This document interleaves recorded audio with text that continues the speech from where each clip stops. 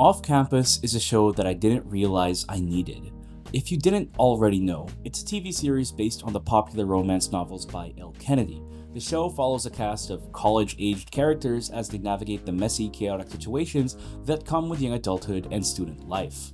But that's not a very original premise. It's one that's been done to death by sappy college movies for decades, and yet the off-campus TV series has made a tangible impact, especially on its target female audience, and that begs the question, how? This video aims to discuss what makes the off-campus TV series so enthralling, particularly with women. And of course, spoilers ahead, so consider this your one and only warning if you haven't seen the show yet.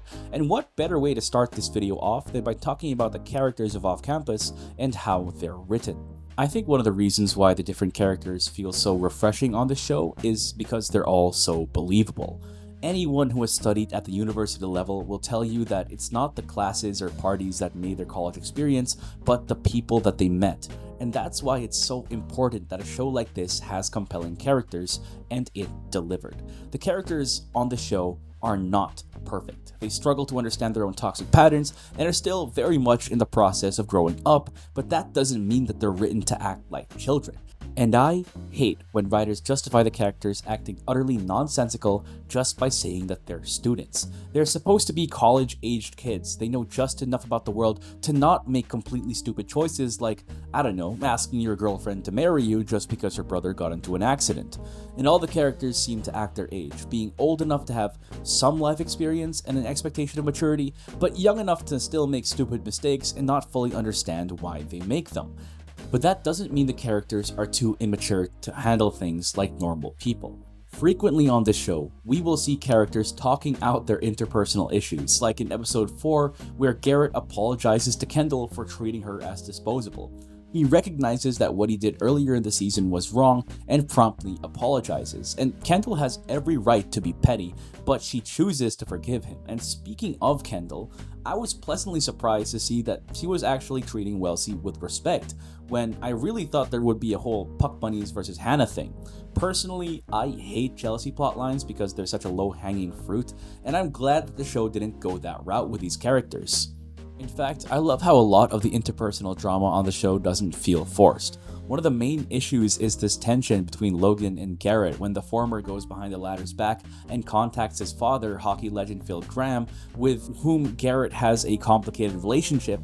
But Logan reasons that it's for charity and that if his captain could just set aside his ego for just a little bit, Phil would be willing to pitch in. It's a real issue where both sides are actually somewhat at fault here, with Garrett not being able to open up about his father or set his ego aside for a charitable cause, and Logan going behind his best friend's back without his knowledge, which actually gives me the perfect segue to another huge part of why the show is so appealing to women, and that is how Off Campus writes men. Now, there's a certain trend for men written by women for women. They can feel like they're written as wish fulfillment rather than living, breathing characters, and I get that sometimes that is the point. My hot take is that I think it's perfectly valid for some forms of media to exist purely as power fantasies for the reader/author because even those serve a purpose. If men have things like solo leveling, I think women are allowed to enjoy things like, the ACOTAR books. However, a common criticism for the romance genre is that the male leads tend to be unattainably high in status and attractiveness. And to that, I actually say that that's not always the case, otherwise authors like Emily Henry and Abby Jimenez wouldn't be as successful as they are because their male MCs tend to be relatively normal people. Instead, the appeal of their characters comes from their emotional intelligence, maturity, ability to banter, and general competence. Now, going back to Off Campus, I actually really like how this show writes men because it strikes a healthy balance between writing the fantasy of emotionally mature and vulnerable men of status with the realism of men being, for lack of a better term, really stupid. Speaking mainly about the core four, the show has successfully managed to capture how men interact and relate with each other. They joke, laugh, and insult, but when it comes down to it, they're always there when they need it. One of the first times we see Garrett, Logan, Tucker, and Dean together on screen, they're bonding with each other through working out. And it's so realistic because men create bonds through shared experience, not conversation. And for extra realism, we even see that none of them are hitting legs. Damn, the showrunners do their research. And throughout the show, we'll see them roasting each other, making jokes at each other's expense, talking about girls, and they're really just boys being boys. But I really love how the story gives the men a lot of depth as well. We see that they're willing to be vulnerable, talk about their respective traumas once they're sufficiently comfortable, and their crushes and their desires, but more importantly, they're there for each other when things go south. And it's what makes the male MCs of the first season of Off Campus, Garrett Graham as the main and Dean De Laurentiis as the secondary, so beloved by the show's female audience. Because these two characters are men of status, but that on its own is only part of a bigger picture. Now, Garrett is the main male MC, and he's a very interesting character in the sense that he's the son of a hockey legend, and he's a prodigy himself, but he has an inner conflict in which he doesn't really know whether he loves hockey because he chose it for himself or because his father forced him and molded it into him. Because over the course of the show, we see that he deeply resents his dad, and the two have a very complicated relationship. And that bleeds into his core philosophy as a character, that he's not owed anything. He even has the Latin saying, nullum gratuitum prandium. Literally, there is no free lunch tattooed onto his back.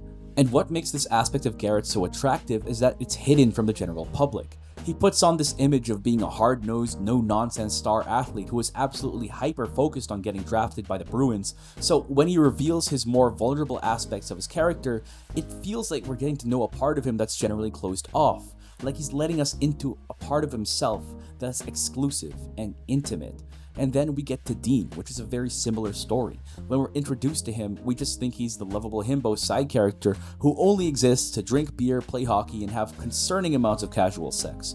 But in the second half of the show, he gets a surprising amount of screen time and depth.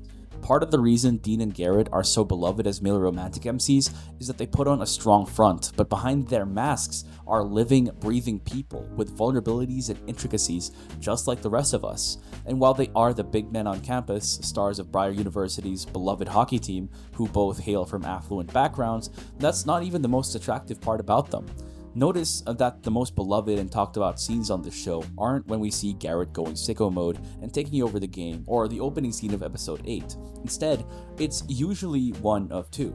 The scene where Garrett is wondering how to help Wellesley with her problem, so he consults the sexual icon that is Dean, and he delivers his iconic line of the importance of feeling of safety and sex.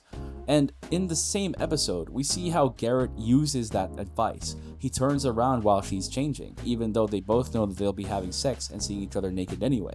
Then, when Wellesley is clearly uncomfortable and not ready, Garrett is the one who doesn't force it and thinks of a solution that doesn't cross any boundaries. The scene that gets women kicking their feet in the air and screaming at the top of their lungs aren't the sex scenes, but the scenes that show the men prioritizing chemistry, safety, emotional intimacy, and consent. But that isn't to say that the sex scenes aren't good, because this is one of the few shows where they were directed with women in mind. See, sex in TV shows and movies is typically depicted as penetration. But in general, penetration tends to be more enjoyable for men than women. That's because it provides direct stimulation for the male private parts, but not necessarily for the females. Thus, much of mainstream media has portrayed sex and sex scenes for the viewing pleasure of men. But Off Campus was shot for the female audience. Thus, a lot of the scenes that we see in the show, and not just the sex scenes, are made for women to enjoy and ogle at.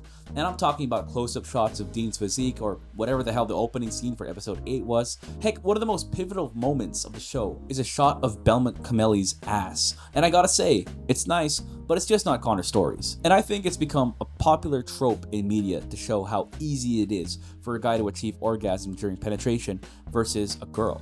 In any other show, a sex scene would just be penetration, but that's not necessarily the most enjoyable sexual act for women. In contrast, off-campus sex scenes make an effort to show that sex is a lot more than just penetration. There's oral sex, cunnilingus, manual stimulation, and even just making out hotly. It shows that these male characters are focused on giving pleasure to their partners rather than just knocking their own socks off. Mainstream media tends to treat these parts of sex as optional or even boring, so it's nice to see some variety in the sex scenes of Off Campus. All of that is just a part of a very intimate conversation between two individuals that we call sex. And speaking of conversation, where do I even begin on the banter on this show? Banter is such an important part of romance because it shows chemistry between two characters without having to explicitly state that they like each other. Good banter involves teasing, witticisms, callbacks to previous conversations, and active listening on both ends of the conversation. One of my favorite authors in the romance genre, Emily Henry, has built an entire career on being able to write good banter, and Off Campus has a lot of it, especially between Wellesley and Garrett. These two have so many good moments together, from the don't blush scene to their first real interaction, the obligations thing, but one of my personal favorite bantering scenes goes understated: the conversation leading up to karaoke night. It's a short scene, but the editing in it is so intentional. The cuts between Garrett and Wellesley are quick and don't skip a beat, just like their dialogue, and then it culminates in a fun reveal at the end. And apparently, the banter is even better in the book, so maybe I gotta get on that. The back and forth between these characters is just so damn good. It makes their scenes absolutely electrifying to watch, and props to the actors for really selling their respective performances.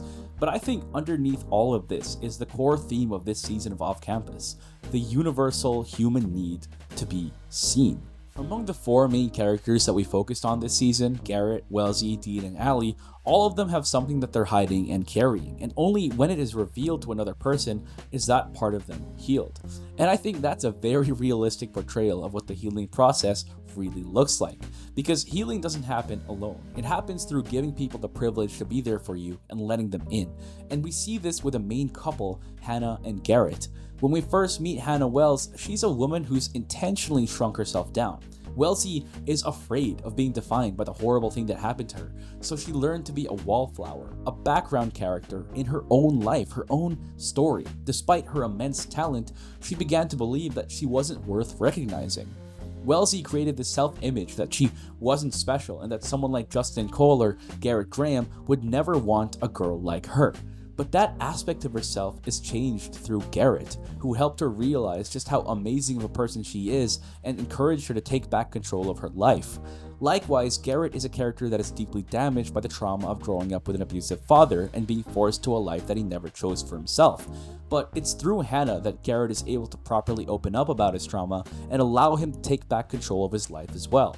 It starts off as a simple deal to create a fake image of dating to get Garrett's grades up and Wellesley's crush's attention, but it turns out to be so much more, because for the first time in their lives, they have someone else who sees them, and that's what makes their romance so compelling. And I think that core theme is what really hammers home why this season of Off Campus really made an impact on its female audience, because it captures the desire to be seen for who you really are rather than just as a stereotype or role, and showed how beautiful it feels to finally be witnessed, because to be seen is to be known, and to be known is to be loved. And I think that's whack.